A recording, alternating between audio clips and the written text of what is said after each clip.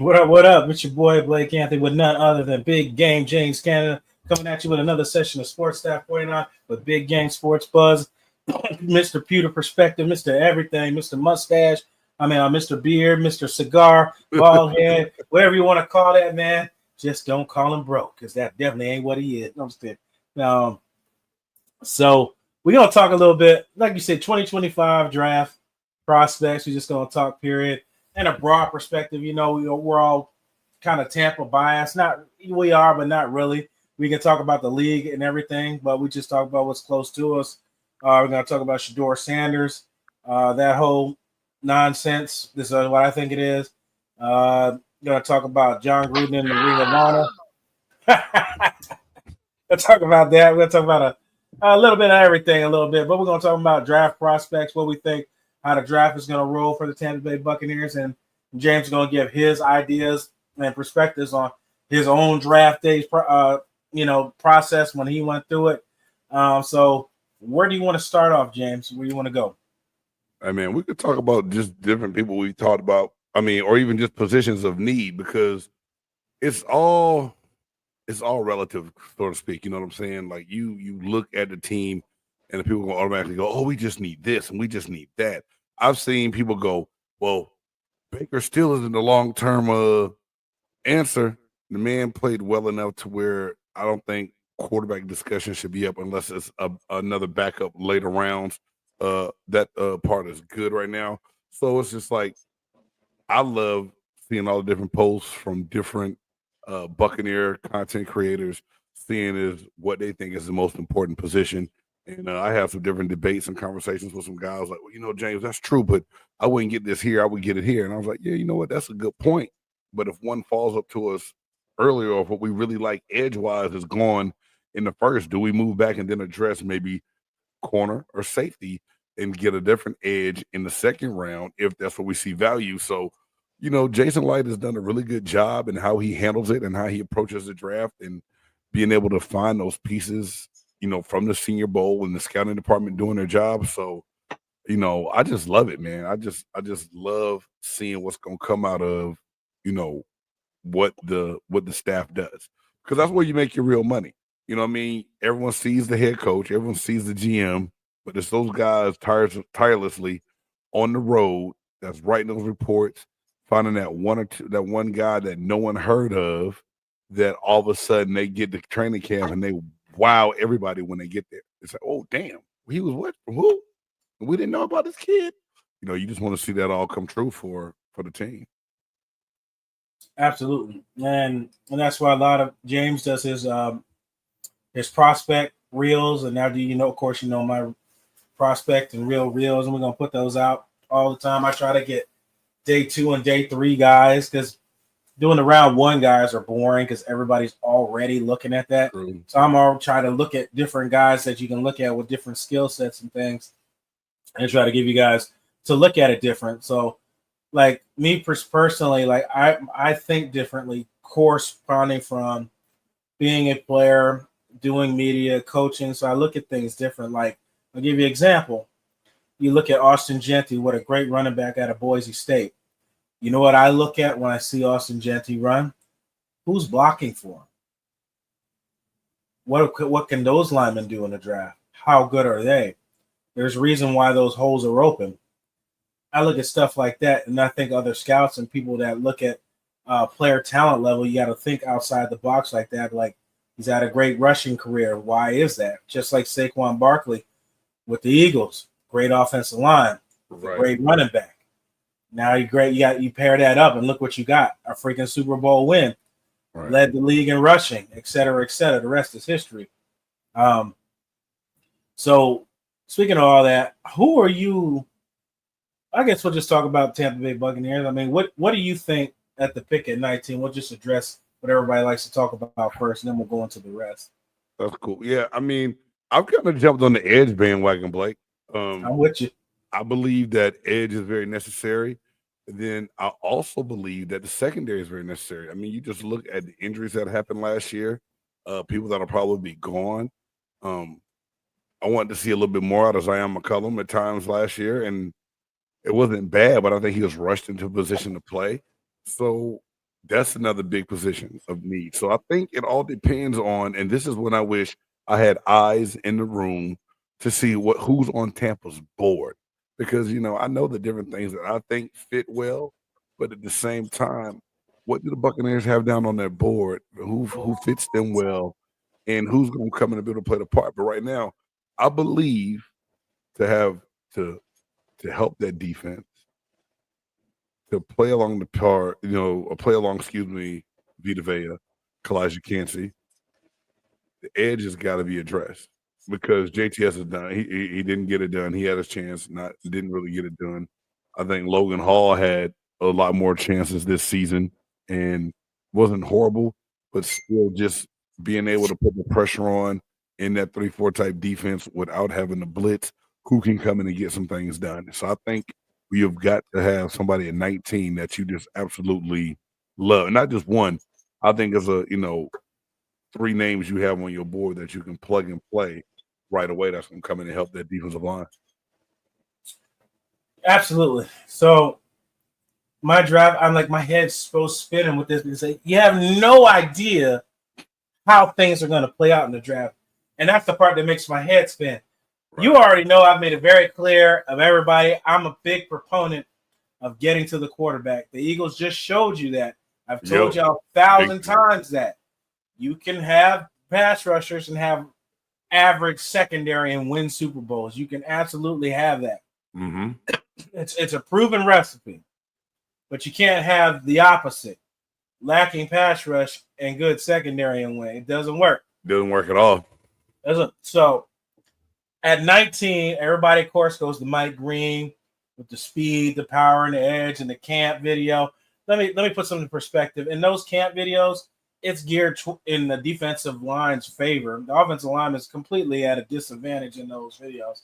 That's why you see a lot of defensive linemen get the best of offensive linemen in those Senior Bowl combine videos, one-on-one drills. Not saying that Mike Green's good, not bad. He did that against Ohio State. He did that against D1 top opponents. So I do think he has some skill set with the speed and things like that. I have what I think at 19 is I think the Tampa Bay Buccaneers need to pick the best available. And the reason I say that and why my head is so torn, you have Cade Otton. I think he's coming to his last year of his contract. Yeah. His original. 3 year, 3, yeah. You've seen his ceiling. That is as best as he's going to get, in my opinion. He's played the best that's what you're going to see what he does. I'm not saying he's terrible or anything. Is he a game changer? I wouldn't say that. I would say he produces well when he's in. Another one, Vita Vea. Contract comes up 2 more years. Right. You have your linebacker situation. Lavonte David. Everybody knows it's not a secret. I'm very close to Lavonte David and his agent with that. And I'll just tell you, like I always tell you every year, as long as Lavonte David's body is willing to let him play, he will play. So when I say all these things, it's nice to have a player that can fit 2 positions. And if you can do that in a player and get him at 19, then you do so. But if that tight end, Tyler Warren out of Penn State, is something fierce. That guy is nasty. He's a Swiss Army knife, man. He can block. He can catch. He's a jump ball threat. He's just an absolute football player. Is it scary to pick at that pick again after the O.J. Howard thing? Yeah, but I'll say it like I said before with O.J. Howard. You expected O.J. Howard to do things that he didn't do at Alabama. I pointed this out to people, and they just didn't look at it because you get so caught up watching highlights. All the biggest plays that you watched with O.J. Howard was him being wide open and outrunning people or busted coverage. You never saw him out mossing people. You never saw him doing all the things that you thought he did in any of his highlights. You never saw it.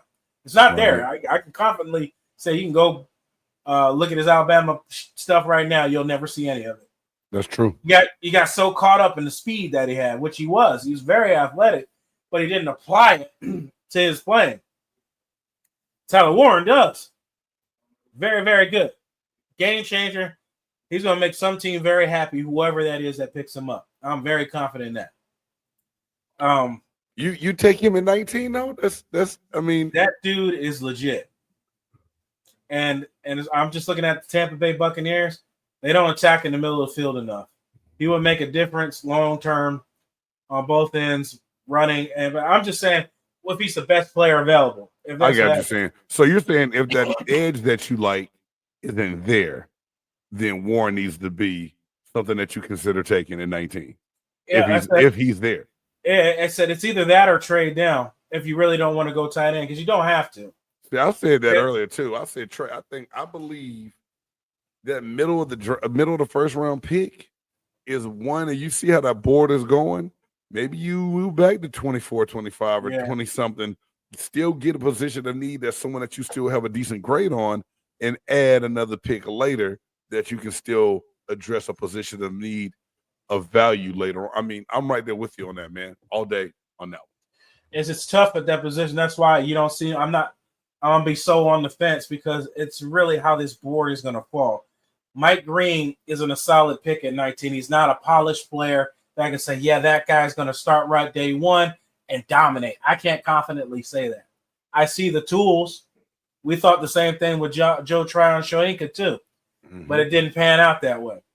Do you have counter moves? Do you have a move to back that up? Do you have the ability to learn new moves? I can't answer those questions because he's not in the facility and I can't see him work. But there's interior guys. Like I said, you got to think about Vita Vea in the future. He's coming on 30. 2 years left. Vita Vea has been a cog in this defense, and if you had not had him in these years, that defense will look immensely different. This is probably going to be the most critical offseason for Jason Light and Todd Bowles and for a while because you have a lot of spots that you need to fill. Yeah. And I'm not going to act like secondary is not an issue either because you have a bunch of empty spots on that with all those one-year players that you signed. And with the injuries killed you. I thought missing Bryce Hall game one hurt a lot. Bryce Hall was going to be he had a pick in that first week one that got called back. I would have loved to see more of that with 17 weeks to go. Yeah. But unfortunately, it wasn't written that way in 2024. I don't think you should go secondary, but if you had to ask me to go pick at 19, and it took me a lot to think about it, that's why I said what I said first. If you can find a guy that can fit two spots, it has to be Jahad Campbell. He is an edge rusher that switched the middle linebacker in Alabama. And I think you did a reel on that recently as well. Mm-hmm. He's a two-way player that can play on the edge and play in the middle. When he sees the play, his closing speed is short to no one. Yeah. The way he closes on the ball is crazy. Yeah, he's nuts, man. That first step is closing on the ball. Processing, he can work on it. He's not, like I said, it's not finely tuned, but it's something you can work on. You can't train aggressiveness. You can't train being a dog. You can't train those things, but you can train on basic fundamentals. Yeah. And with guys like Levante David and other veterans coming back, you can be taught those things. Exactly. But you can play Campbell on the edge if you needed to. You got Braswell that you're coming off, but he's more of a situational edge rusher. Right. That's why you're looking at guys like Khalil Mack who can play the run and pass rush because Braswell's not that guy that's going to contain an edge. Campbell, Mack, guys like that, Yaya Diaby can contain those edges like that. So if you had to ask me if I had to pick at 19 and Campbell was available, that would be that guy besides like a guy like Tyler Warren, the guys I obviously think that's going to make an immediate impact to a team who they come to. Yeah, I like Sorfin out of Texas A&M as well because he's a big body that can get it done inside and on edge.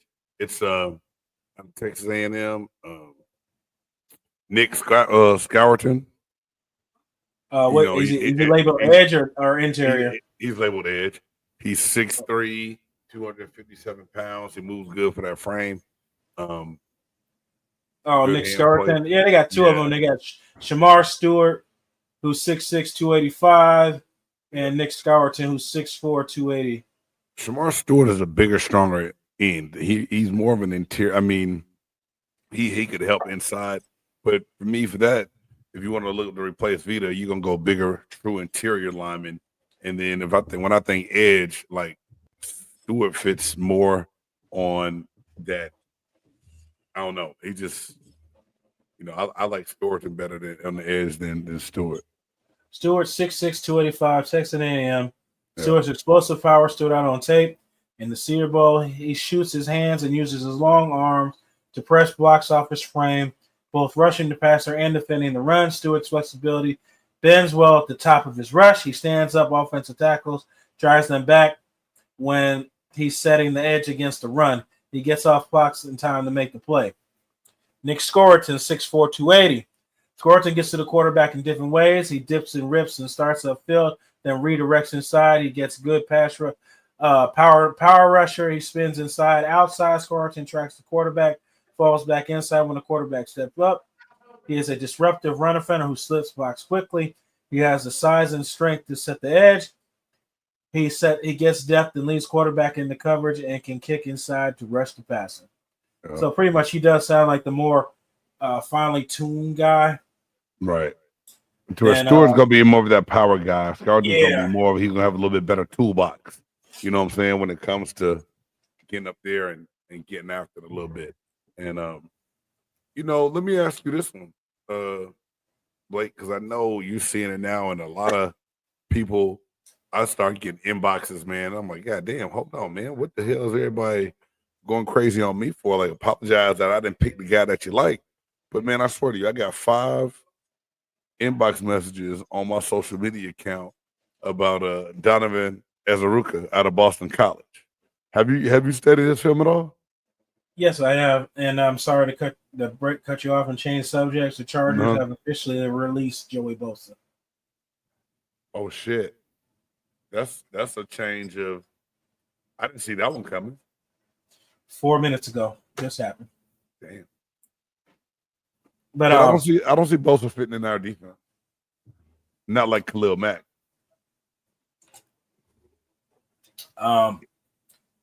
I've always been a fan of multiple guys that can get to the quarterback. That's how you do it. That's what the Eagles did. Yeah. You got rotation of guys with injury and just rotations. If you can get them at the price you want, I wouldn't be mad at it. You can consider all options. You need to address the edge. Sure. But they're talking about the defensive end out of Boston College. Very big guy. Let me pull it up here and then give you – that's why I love screen share. Yep, screen share. 6'2", 247. A little on the smaller side, but he is a slippery and disruptive run defender who has excellent length for his frame and position. He tracks the ball well, makes it rough for blockers to get into his frame, and is explosive speed rusher with a great get-off bend and closing burst. He jolts the blockers with a strong punch and works well in his initial contact. He's an effective hook, curl, and flat defender with the experience of dropping in the cutter and moves well enough to spy on quarterbacks. And it's because he's a smaller frame guy, 6'2", so he's able to drop back in coverage as well. Your thoughts on that, what you just read? Man, it's not off. It's pretty accurate. And I know I saw some highlights, and granted, some of them were against Florida State, who was just ass this year. But he did a great job of setting that, coming up, hard upfield, leaning that outside shoulder out, making that tackle set inside, and then club back inside with it. But it's still with that gap integrity to where if he missed the inside move, he was going to be able to bend the corner to get back outside to help contain. And it was just nice watching them play. Smaller than what I mean. First, that's why I was like, I like what he did on film. I just think he's small for the way this defense plays. I think are bigger ends in this defense unless they're standing. But at the same time, they said he's not bad standing up and he can put his hand down when he needs to. And so it's intriguing. The more highlights I watched on Donovan and watching him get off the ball, I was like, that might be a good pick. But like in one of the mock drafts I did, I switched picks with San Diego or one of them LA teams, moved back to like from 19 to 24. And was able to get him in 24 and add an additional third-round pick. Yeah, so those are options. If that's what you want to do. like I said, I think this draft is very important for Tampa Bay's future as far as if you want to make the playoffs and stuff this year. You have to make a lot of good moves this offseason. Now I'm going to see what Jason like. And if moving back and collecting picks is an option, then so be it. If your guys aren't there, I don't think you need to force any picks. I think Todd Bowles has proven he's very good and making it work with what he's got. But damn it, Jason Light, you got to stop giving this man from the freaking recycling bin of players sitting on the couch and bringing them into play. You've got to spend some damn money and some damn picks on the defense. I get it. You need to score points on offense. You have done that. You have catered to the offense. You have one of the best offensive lines in the league. Yeah, you have 3 great running backs. You have a feasible quarterback. You have wide receivers. You have an average tight end. God damn it, you got to start helping this pass rush. You want a Super Bowl with pass rush. This Tampa Bay is based on defense in Tampa. Get back to our culture. Get to the damn quarterback, man. But just get the guys that you think work. I don't give a shit when you draft them. Just get the guys that you think work for you. Yeah, big time. And that's the key point. And I think, and Jason Light, he's done that more often than not. And I hate making excuses about injuries, but damn it, this past year was rough. This past year for the Buccaneers. You can't knock it, especially in the secondary. It was awful. Yeah. Awful. And that's why I ride with Todd Bowles in that year. I said, this is the year you want to make a stand and say Todd Bowles is a bad coach when 7 of your quarterbacks are out? Yeah. Really? This is where you want to make a stand on? Yeah. Come on, man. Miss me with that bullshit. And our second round pick, not second round pick. What was Tyke Smith? Third round pick? No, whatever. second. It was second. Second or third. No, second or third. No, Braswell was second. Yeah. But I mean, he still was on that path, like you said, to making good plays and becoming that player, then suffered injuries and he's out. So it's like, God damn, we can't catch a break. But yeah, the defense is definitely going to have to be a position of need. And I know we're still on the draft thing, but I'm glad we're on here tonight because I definitely wanted to talk to you about CG14 tonight too, man. I just want to know your whole take on the whole thing because I had a conversation with someone that damn near changed my mind. What is it? Let me hear it. Well, I had someone reach out to me, man, on Games Peter perspective and say, hey, well, James, lately Godwin hadn't really been able to finish the season or he's been banged up. Do we really put the farm into him or do we move on, go younger and use that money to utilize other places, other things we can do? And I just know what the asking price is going to be and from what some people that so quote unquote study the salary cap say is, can't franchise tag him again because you don't have the money to do it. And so what are you going to offer to keep him there that might cripple you to other things that you may need in free agency? So the Bucs are at a conundrum right now. And I'm going to answer your question, and now I'm going to hit it with my own. CG14, he's a guy I picked in that draft where they drafted him at. I picked him at third round, and that's exactly where the Bucs drafted him. I said, why? That guy, I said it, my exact words were CG14 was a guy who's not exceptionally fast. He's not a guy that's going to stand out on your tape, but he does all the right things to make himself successful. He tore up Adoree Jackson, who was ran one of the fastest 40s, cornerback out of USC. I don't know if you remember. Yeah. Tore him up in that bowl game, and Chris is not the fastest guy. He's big body, break tackles, and he's a Tampa guy. He wants to be here. Right. And I have to look at the injuries. It's not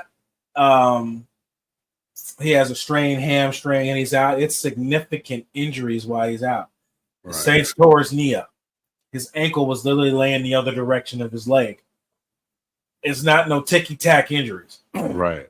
And you don't miss games on ticky-tacky injuries. So when he's in, and he's 110% when he's in. Every year he goes out, he's about to break records. It's crazy. Yeah. It's crazy that it happens. He's breaking records every time he goes out. That's facts. And you need a guy to success Mike. I don't know if Mike's going after this year. I don't know what he wants to do. He might want to go on top, break Jerry Rice's record with 1,000 yards and hang it up. Right. I don't know. But you can kind of backload Chris's contract to have some money because Mike will come off the books after this year, and you'll have all that money next year for Godwin. But I know the Bucs are going to play with the money and things like that. But I think having Godwin here is essential. It saves you a pick that you have to. I mean, you do have to get a draft pick at wideouts eventually. There's a lot of guys out there. It just depends on when you want to spend it. Right. But Godwin is an X factor. He's proven time in and time out. He's a great wide receiver and will always be a good wide receiver. Yeah. Everything has been against this man, and he still produces.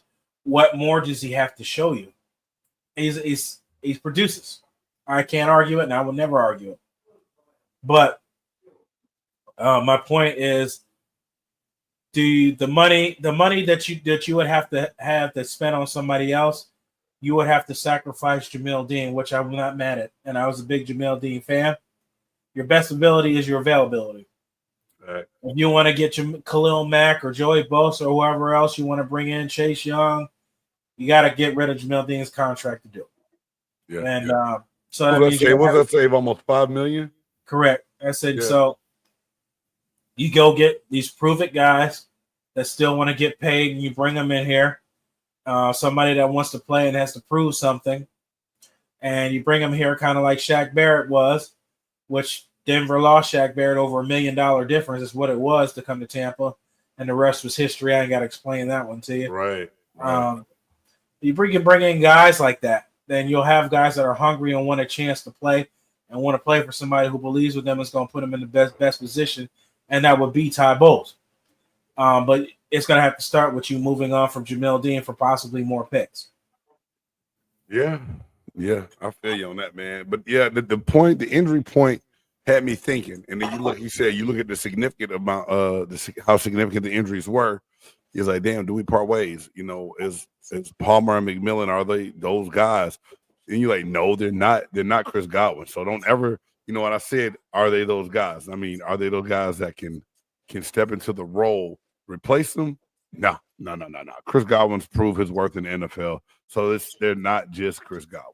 So I had to ask, man, because, man, I've been going back and forth, and I almost felt like I was a traitor when I said, shit, we might have to let him go. Like,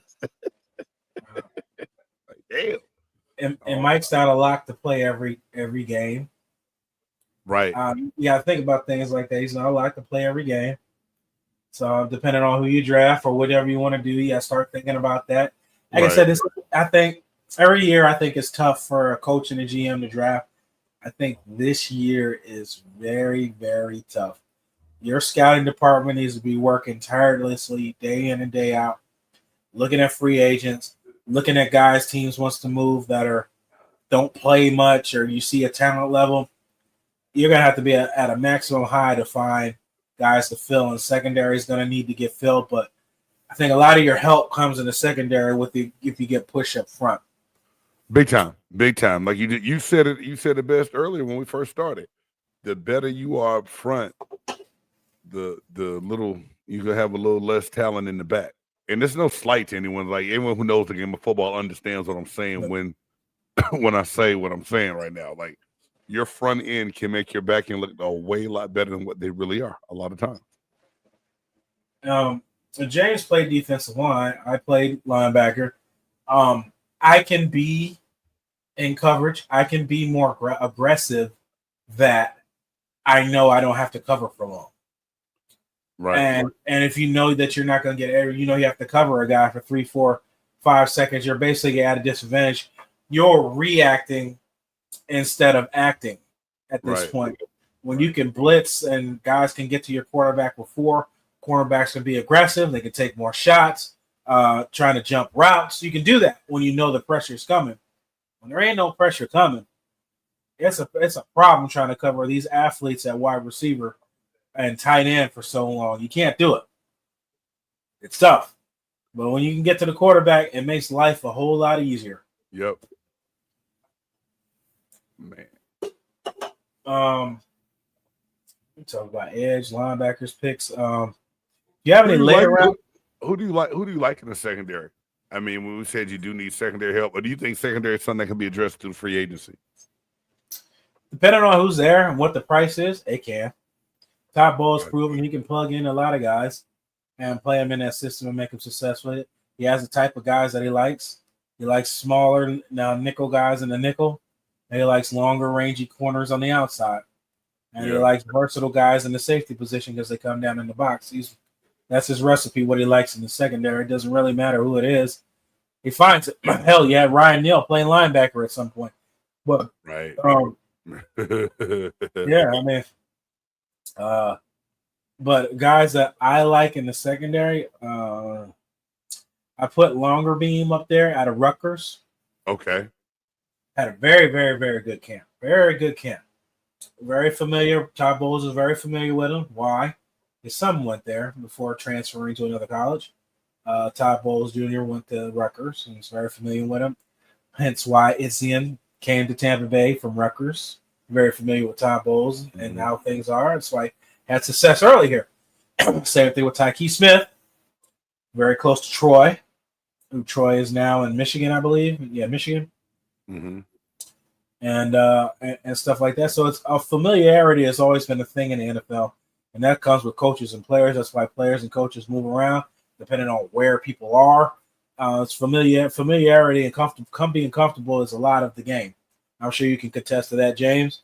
Playing both college and NFL, it's the way it works. Yep. But that's one guy I'm looking at. But if you're looking at secondary again, I'll pull it up for you, James. I see you looking.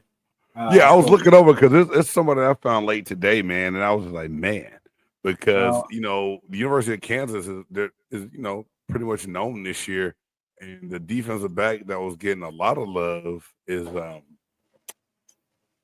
not even who I end up finding out though. But Mello Dotson is the guy that's been getting a lot of love. But the person out of Kansas that I think that could be a steal because of size and versatility, as far as they call him a lockdown corner and be able to play versatile schemes, is Kobe Bryant. Yes, he could be a later round pick. I followed him since he was a freshman. Yeah, Kobe Bryant.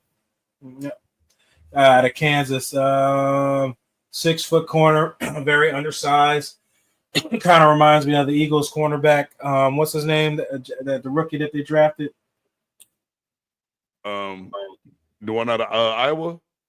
Yeah, that's the safety. Okay, well, he was a corner too. The other one that started on the other side. I don't know why his name is slipping my mind right now. I know who you're talking about. He's very undersized.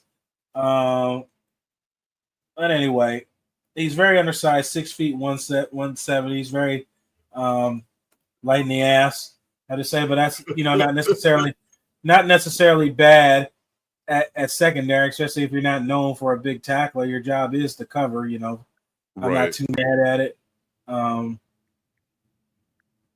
But that's your job to do that.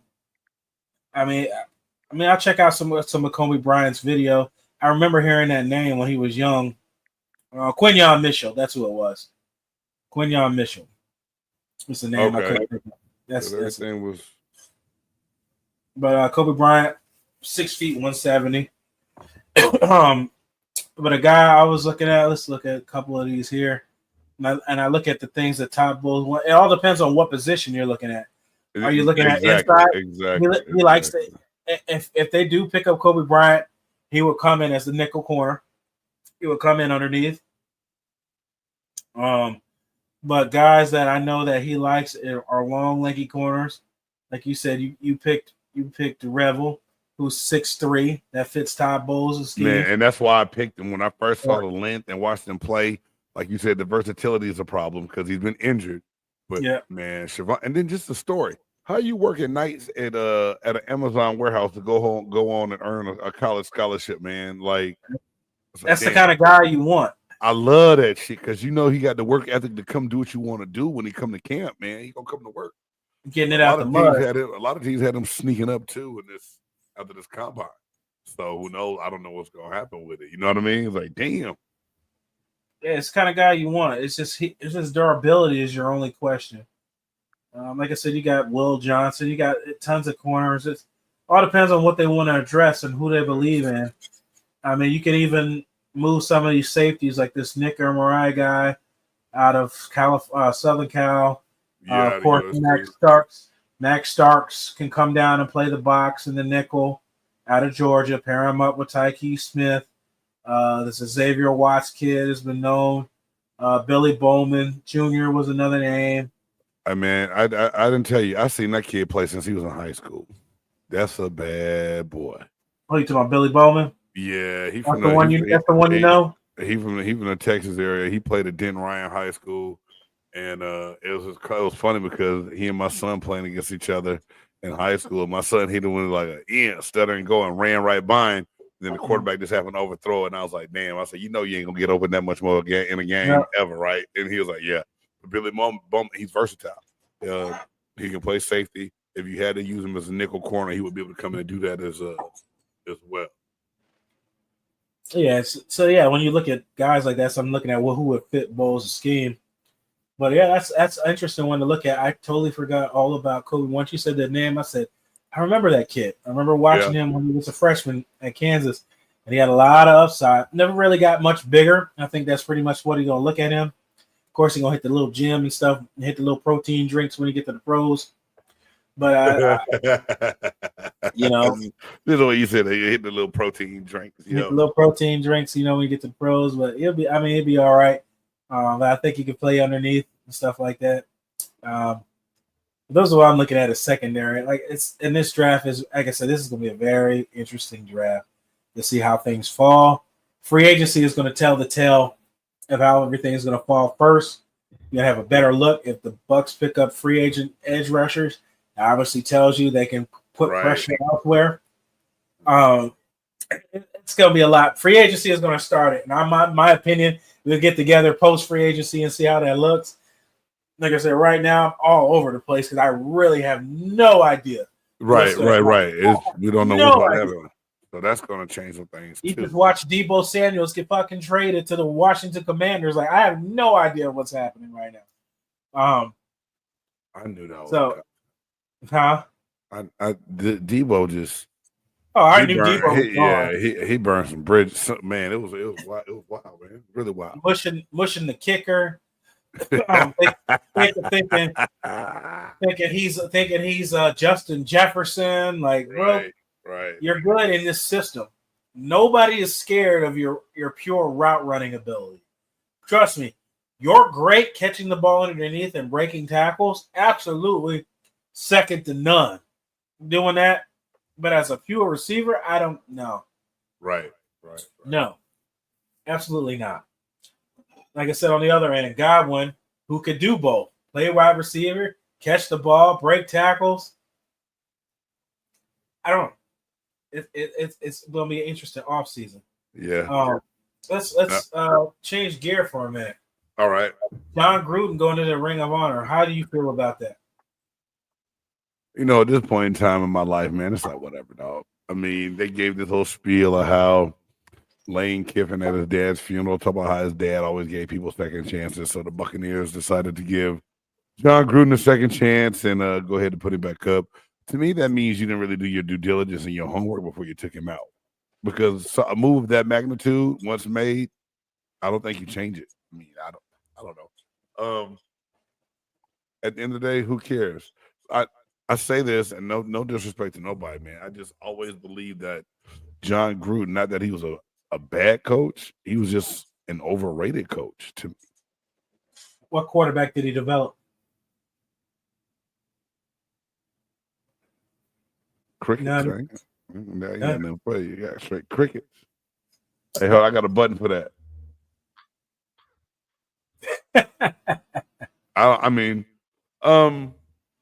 So when it comes to like Jon Gruden news, if that's good for what the Glazer family wants to do in the Buccaneers organization, feel like that's good press and media for them to reinstate him and give him a second chance.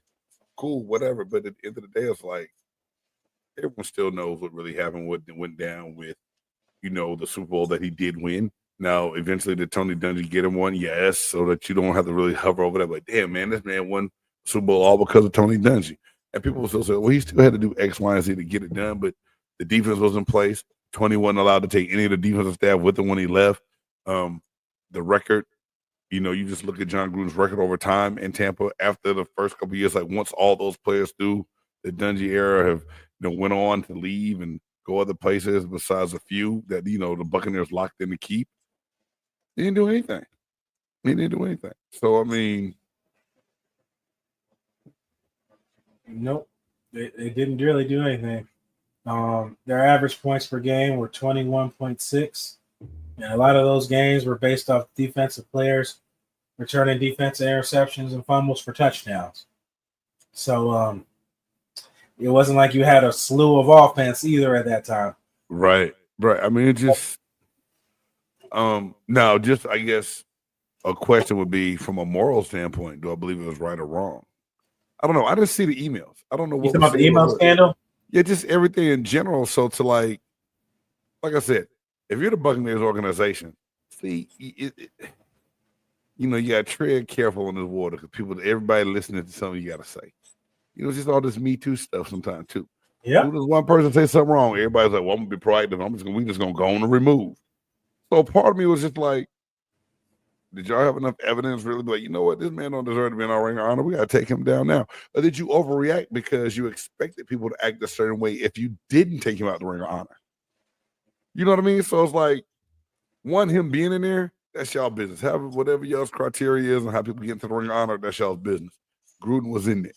He won the franchise's first Super Bowl. Cool. But make sure when you take him out, you can stand by why you took him out and why it shouldn't be a topic anymore. But you didn't stand on that. You brought him back. Absolutely. And I'm with the bullshit, James. So let me say this. Everything you said is credible. 100% agree. You removed Jon Gruden based on how everybody else would react. The reason you put him in the Ring of Honor was because what he did for the franchise, coaching, not what he did outside or how he was in his personal life. That's the part that you should have stood on business about, regardless of what everybody feel. Right. So I say this to say this. You brought him back based on the emails, after all the emails and everything else. Why isn't James Wilder brought back? Man, you up there reading my brain right now. Why isn't James Wilder in the Ring of Honor? That's a whole nother conversation for another time. But James Wilder Jr., if you see this, you should be asking the same question. Fact. Why your dad isn't brought back. So that's a whole nother conversation for another time. Boy. I'll say that second chances, are they just for who you want them to be for? Right. Okay.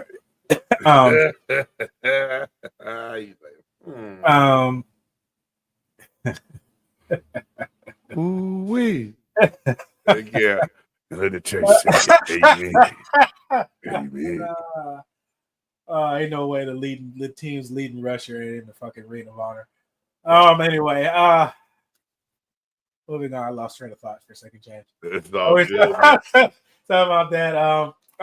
Shador Sanders. Oh, before I get into that, I had a guy I wanted to talk about before we moved on to Shador Sanders. A train of thought when we get good conversations. Before we got into Shador Sanders, the other guy out of Michigan, interior defensive lineman, I really starting to fall in love with him. Thank you, Baldy. Is Kenneth Grant out of Michigan, 6'3", 339. The big guys up front. Now let's take a look at some of this video here. Now let's take a look. What I love is instincts in football. You've played this position, Jan, so anything I'm going to say you already know about. Instincts. What do you mean by instincts, Blake? You can read when a guy's going to down block on you. You can see a guy leaning. You can see when a guy has too much pressure on his hand that lets you know he's going to come, or when he has less pressure on his hand, means he's going to drop back and pass block, excuse me. These intangibles, some people can do, some people can't.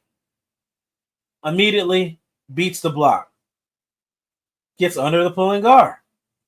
And makes a T4L at that size. That's impressive. Yep. That is impressive. His body's well put together. No diddy. What legs and weight.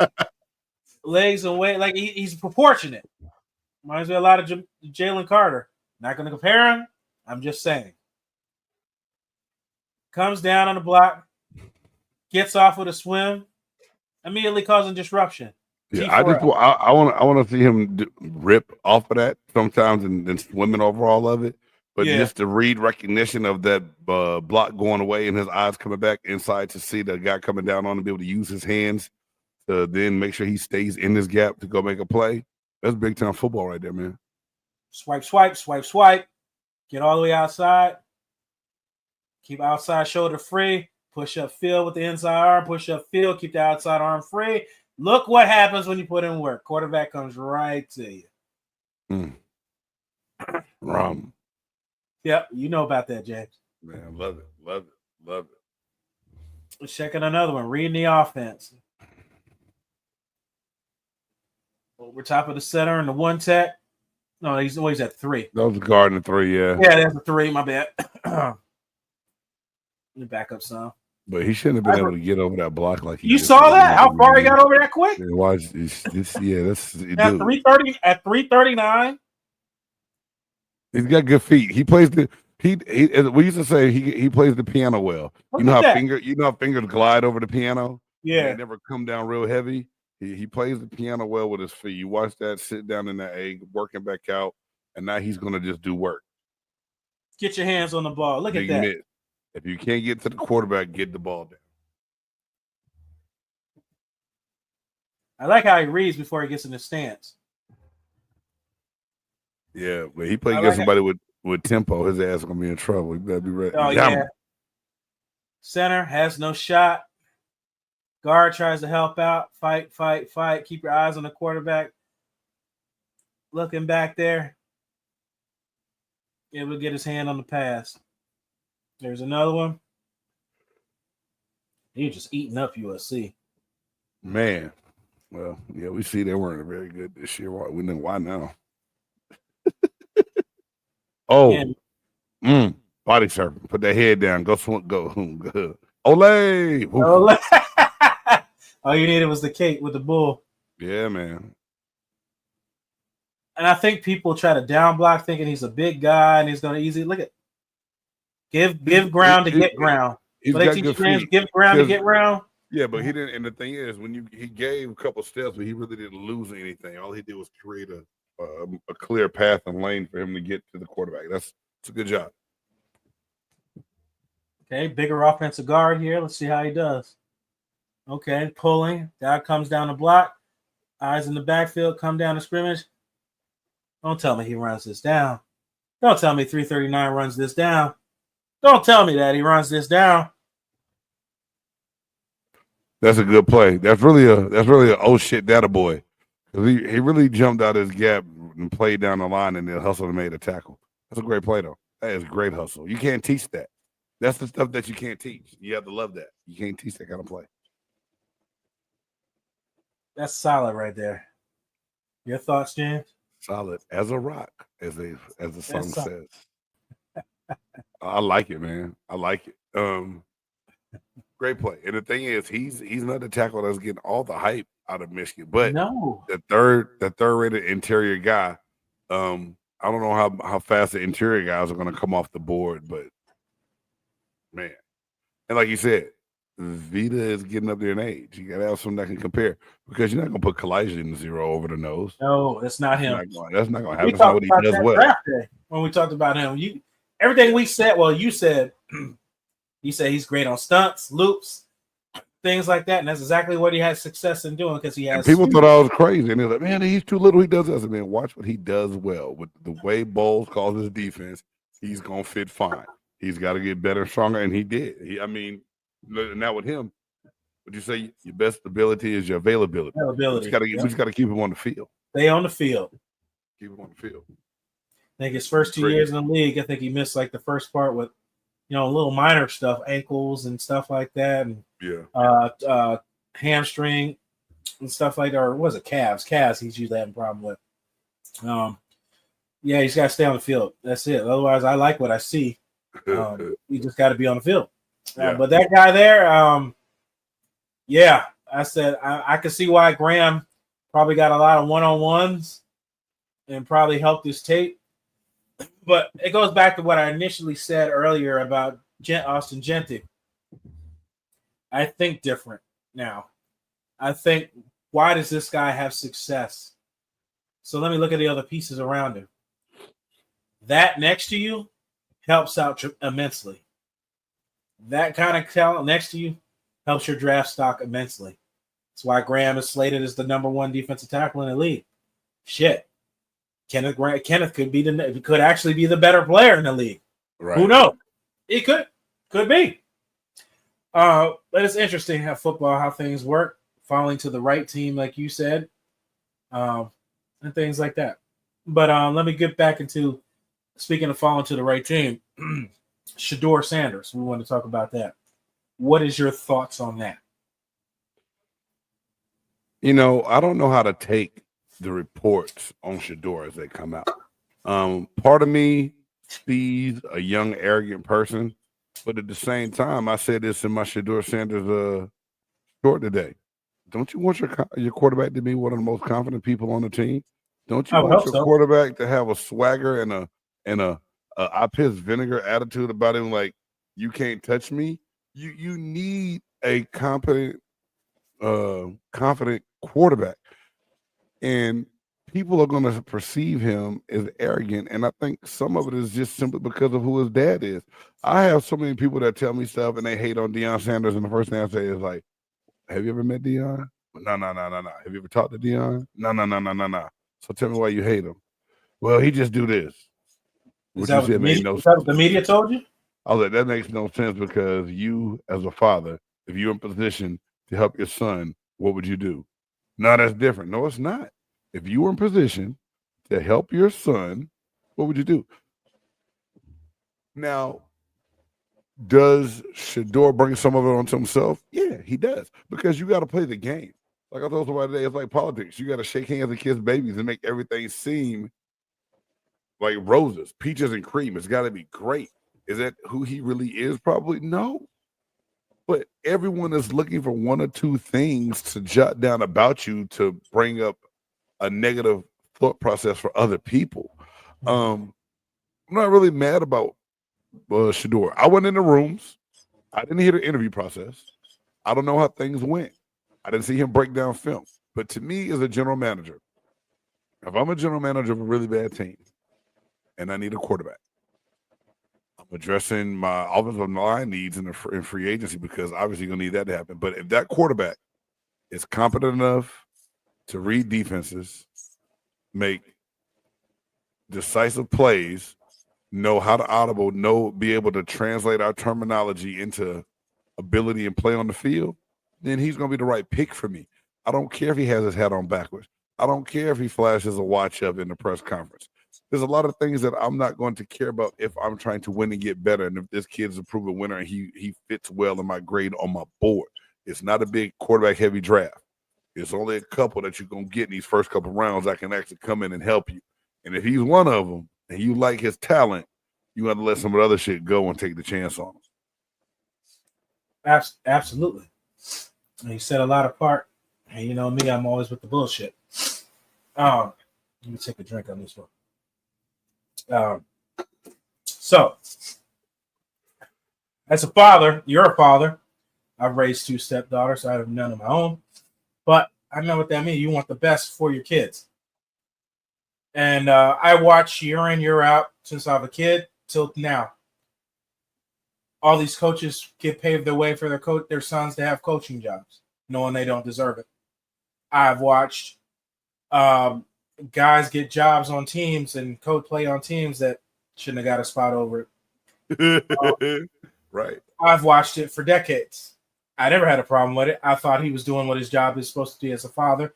You want to put your kids in the best position. I don't see anything wrong with it, regardless of the color of the skin. So when I see things like LeVar Ball put 3 sons, black sons, into college, had him set up at UCLA and things like that, you spin it as if he's using his kids to get clout. LeVar Ball didn't do anything to get from his kids. He lives in Chino Hills in California. If you don't know where that is, Google it. Doesn't need the money. Never needed it. Mother has cancer and things like that. Took care of his family. You painted him as a villain. Deion Sanders comes, takes care of his kids. They follow him. Has Travis Hunter. Have all these guys come to him because he's a father figure to a lot of these guys. Post on what the media wants you to believe. You need to stop believing what the box, the idiot box, and the handheld idiot box, the phone tells you, and look up your own stuff of how he actually is with people. I've met Deion Sanders here in Tampa before. I don't see the things that people say when I talk to him. And I paint all that to say, like, we want to talk about quarterback positions and people being aggressive and privilege and things like that. I'm not going to say that word. Don't freaking talk to me about people being, what's the word? Not aggressive, but what do they call him, James? Arrogant. Arrogant and things like that, and entitled and cocky and stuff like that. When I watched Eli Manning get drafted to the freaking San Diego Chargers, and you tell the Chargers team that you're not going to play for the team and you're going to go elsewhere in the draft, and then they do it. Phillip Rivers goes to the Chargers from the Giants, and Eli goes to the Giants. Don't tell me about arrogant and things like that when I watch Peyton Manning put his nuts in a girl's face at Tennessee in a Heisman campaign, and the girl gets fired and never has another job again because his dad is Archie Manning. Don't do that. That's when a history has already been paid out before. I've seen a lot worse in the past. So he can, if you don't want to practice and throw in the camp, why should he? Go look at the tape. I've said that for years. Right. The combine really doesn't do anything. It gives you a better look at maybe how people move, or a guy you wanted some questions. The tape shows everything. Right. The combine doesn't change anything, but how fast somebody can run in a 40. And I said this on several social media sites.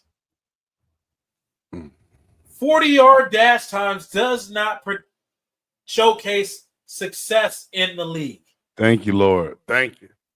I said, if you don't believe me, name me one person besides Chris Johnson that has had a stellar career in the league that ran a top 540. Right. Look at John Ross, fastest motherfucker at the time. I think he had as many career catches in Cincinnati as I did. It doesn't, but yet year in and year out, you're salivating at the 40-yard dash. Yeah. Stop Football's not played in a straight line, man. People know that. As far as I know. Man, I did this shit for a long time. I ain't seen nobody do, goddamn. That 40-yard dash came into play on that one. He's gonna be great on our team. He can run in a straight line. Yeah. I mean, speed, yes, it's a difference now. It's a difference. Don't get what we're saying twisted, y'all. You said, well, remember he broke that run and he ran down the field 75. You're a fool. We're not talking about that. We know how people can showcase their speed once open. What can you do to get open before you get to that 40 yards? What other things do you show me with your hips and your feet? And defensive line with your hands, your bend. Like Blake read about 5 different edge rushes that we talked about. And one of the key things they all said, good bend and dip in range. Those are the things you get from your hips and your leverage and everything else. That's not talking about a 40. That's not sprinting in a straight line. 40-yard dash wasn't mentioned in any of it. You notice that? Wasn't mentioned. Right. There's a reason. Some of your best receivers in the league ran 4.5s, sub 4.5, 4.6 40s. Some of your best wide receivers in the league. If they're a route runner and that's what they speak, shit, I'll take a precise route runner that can get open. The word and wide receivers are separation. That is your favorite word in wide receiver. The ability to separate. That is the word you want. Linebackers, the word you want. T4Ls is the word you look for in linebacker. I get 1,000 tackles 10 yards downfield. That don't mean a goddamn thing. Hey, that's true. I can have 1,000 tackles 10 yards downfield. He must be good. He has 110 tackles. Where are they? They all for +5 or something. What the hell? Where are they? Are they behind the line or at the line? Or behind the line? like I said, it just cracks me up. And that's why we're here to talk about stuff like this. To educate the ones that want to actually learn something and tell the ones that think they know stuff you don't know shit. And I'm cool with being that guy. James, you got anything else? I think we pretty much hit on a lot of that. Nah, man, it was a lot. You know what I'm saying? We try to hit that machine gun effect because it's been a long time since we got together and talked, man. Yeah. So we spit it out there, man. You know what I'm saying? Hit some banks. You just hit him with the entertained.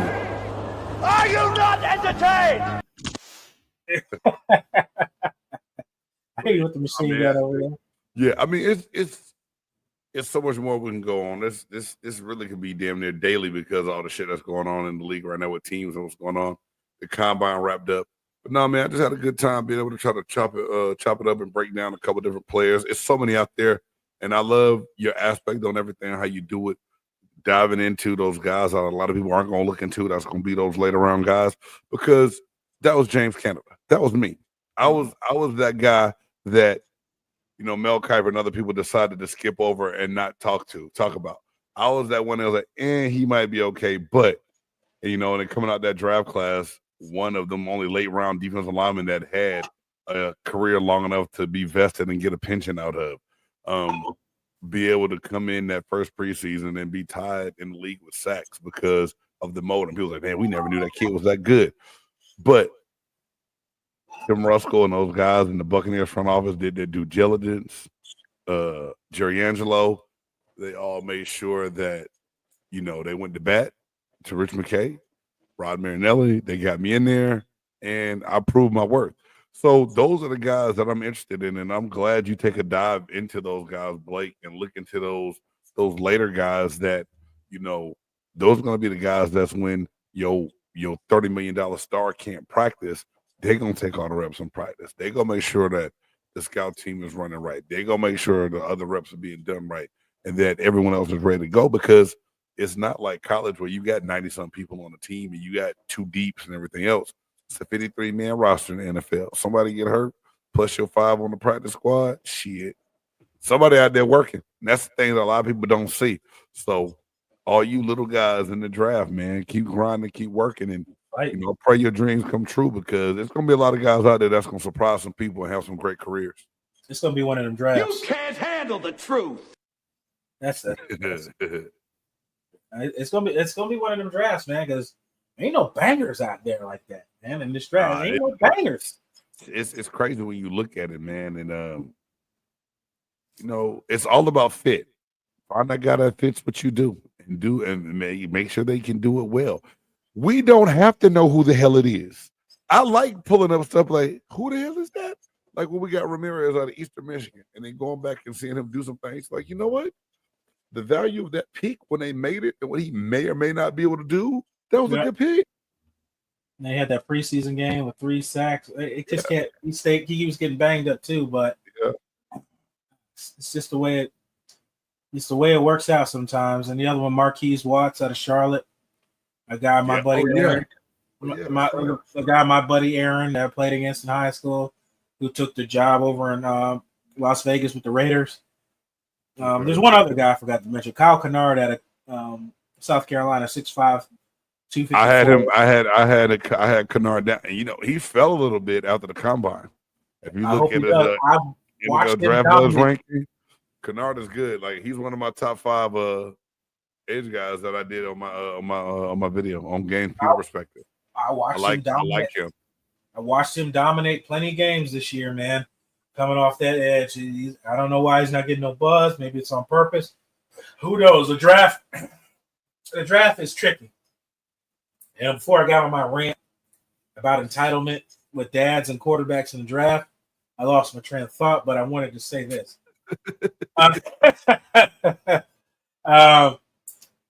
You got to take the draft stuff with a grain of salt.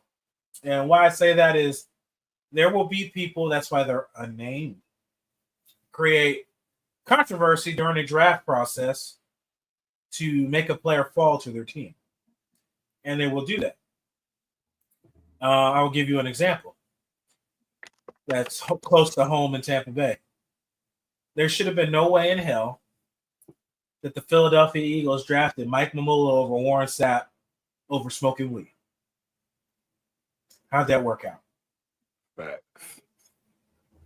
How'd it work out? Mike Mamula was a great shorts and t-shirt guy in the camp. When Warren Sapp was an all-out dog. And you picked Mike Mamula because you bought the hype. Happens. A lot of guys fall victim. A lot of guys trade up and pick quarterbacks they shouldn't pick up this because of the hype. Happens every year. Get the guy you believe in. Get the guys you believe in. I believe Jason Light and Todd Bowles will do that. And I think we should be fine. Oh, shit. There was one more guy. I want to talk about non-position that we haven't talked about, which nobody has been talking about, and they should. It's the backup quarterback position. Oh. Because Kyle Trask is coming to the end of his years here. And I like Curtis Rourke out of Indiana. Yeah, a lot of it. He's been on some boards I've seen. Yeah, I thought Quinn Ewers should have stayed another year in college, possibly transferred. I think he was forced out of Texas and didn't want to go anywhere else. I think that's what it came down to, man. He should have gone somewhere else. He would have been a top 3 quarterback. He went somewhere else next year.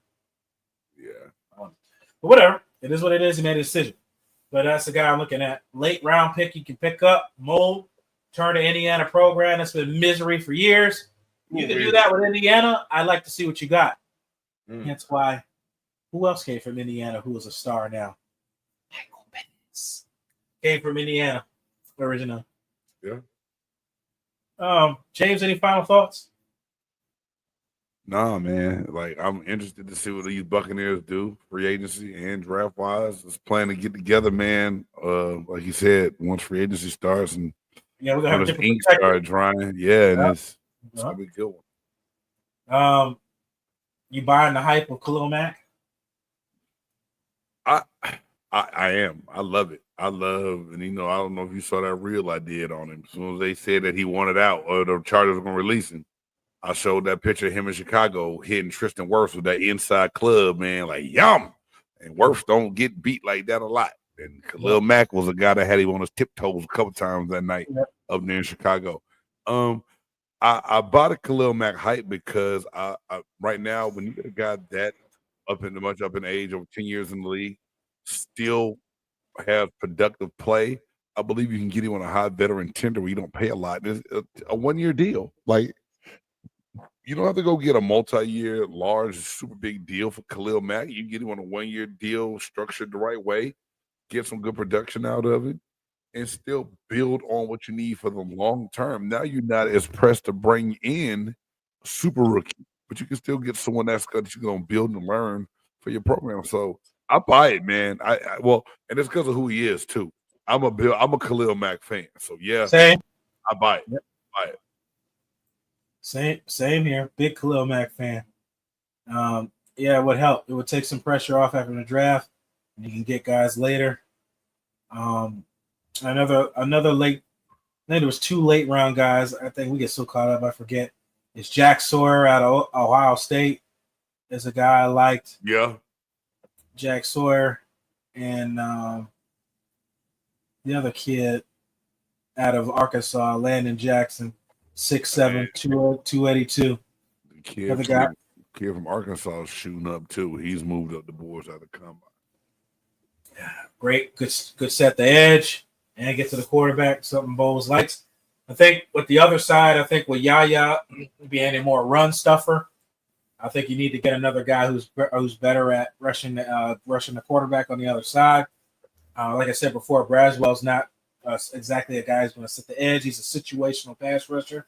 Yeah. I think we need a guy who can hold his own in the run, and that's just not necessarily dominate, but have the ability to do that and get to the edge. And you can get those guys maybe later. It's going to be real interesting to see what they pick and where they go in this draft. So, I don't know.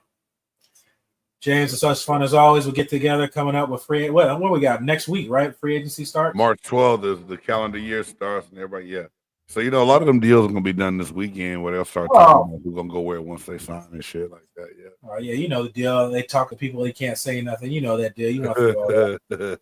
Shh, we already got it worked out. Act like it's brand new. Right. Exactly. I'm Blake Anthony. This is the Great Big Game, James Cannida. Make sure to check out James on all his social media stuff. It'll be tagged in the description. Make sure to follow him. James will have some of the clips from here on here, of course, just like I will. Make sure to follow James. James is basically 1A, 1B between us two with the stuff that we put out and perspectives. We cover any sports everywhere. More getting into the range of boxing now. I'll be down there for the in Atlantic City for the Boots Ennis fighting the guy from Lithuania. Okay. I'll be in attendance for that. So, yeah, just stay tuned. Always keep an eye on both me and James and talking about sports and all that. Right. But when this, as we always do, you're the master of everything. What you do with your life, what you do with this is entirely up to you. Always God bless. And as always, fire those cannons. See you next time. Peace.